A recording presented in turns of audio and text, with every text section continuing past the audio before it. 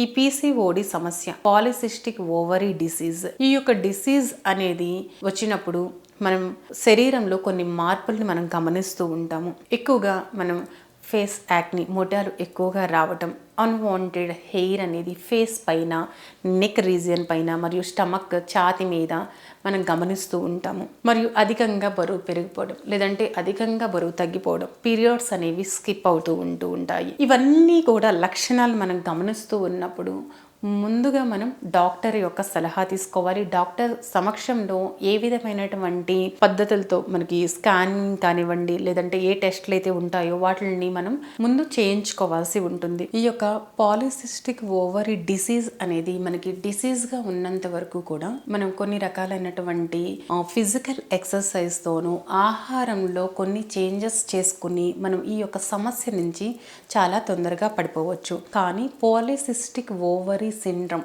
ఇది సిండ్రమ్ కింద మనకి కన్వర్ట్ అయిన తర్వాత, అంటే ఇది మనకి లైఫ్ టైం డిజార్డర్ అని మనం చెప్పుకోవచ్చు.